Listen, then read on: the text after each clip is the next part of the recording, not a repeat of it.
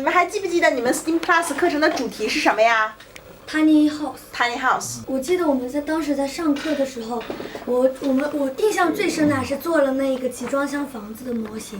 你们最喜欢的老师叫什么名字呀 Colin。啊，还有呢 ，Colin 老师和 Douglas 老师，对不对？啊，那能不能告诉老师你们做出来了什么样的作品啊？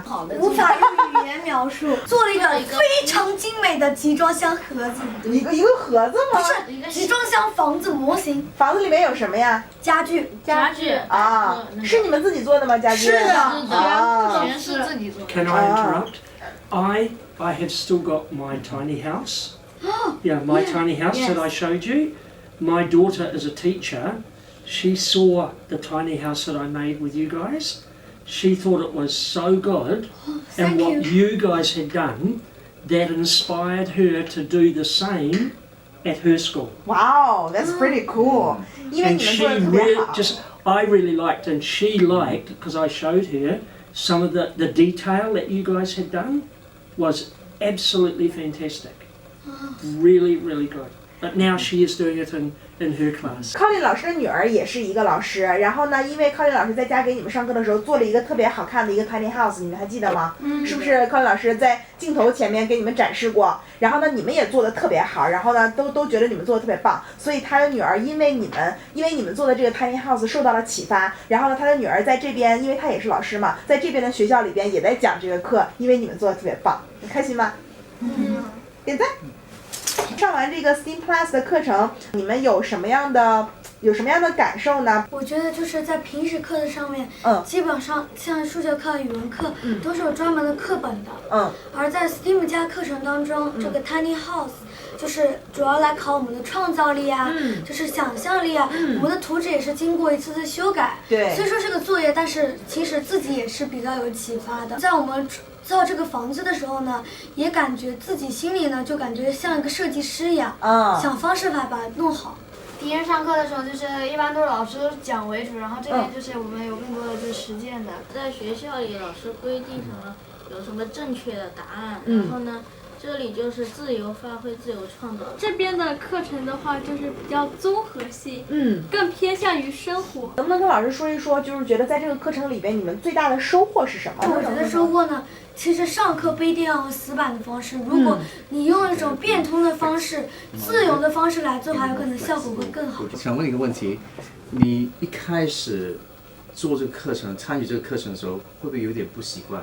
没有，有一点。有什么难题？开始有些难题。我觉得挺好的。挺好的 ，OK。因为有时呢，你学习什么东西，有时如果没有难度的话，或者没有一个挣扎的过程，没有一个挑战的过程，你可能就是太顺利也是不是好。所以这个 STEAM 的课程就是把你抛到一个不适应的情况，从不适应到适应，从不习惯到习惯，然后从挣扎到成功，这个是很重要的一个过程。那你们对这个课程有没有什么建议呢，孩子们？老师，我觉得就是因为我们做的那些房子都是可以凭自己想象发挥的，唯一局限的也只有它的比例和大小。我觉得我们可以做一个更能检测你上课是否认真在听，并且就是你做的对不对的。像刚刚说的水过滤器也是，如果你就是做的方法不对的话，是做不出来的。我觉得这种更具有挑战性。如果要是说老师这边还有新的这个课程，你们想不想带着你们的好朋友一块来上呢？可以啊，想上吗？先把整个缩微音带到信息。康林老师想问你一个问题，康林老师说你们做了这个课程过后呢，你们有没有哪一个现在想去做一个设计师？有这种想法吧？有过这种想法。是在这个课程过后吗？对。其实我记住，而且很早就有了是吗？所以上这个课之后呢，你觉得自己会有信心吗？更加有。如果给这个课程打分的话，满分是10分，你们准备打几分呀9.9分。9.9分，0.1分扣在哪里了？0.1分怕你们骄傲。对 ，Colin 老师和 Douglas 老师想说什么吗？我觉得他们都做得很好啊。把所有赞美的词都夸就可以了。Thank you, teacher. Thank you, teacher. Thank you.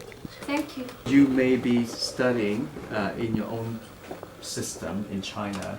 以后你是在中国上学嘛？但是在这个 STEAM 课程你学的东西呢，其实你还是可以运用在你在中国学习，可能中国学习你还是很固定的，有课本啊之类。但是你思考的时候呢，在 STEAM class 里面，经过你所学到的这种思考能力啊，这种学习的动手去做的能力，跟朋友之间合作学习、一起学习的那些能力呢，其实你还是可以继续运用的。所以说，你可以拉长补短，就是说你把这个所学习的这些技巧套用在你的生活，就是说在你的生活的那个环境方面，在你的学习，在中国的学习环境方面，还是可以发挥它的作用的。OK？ OK。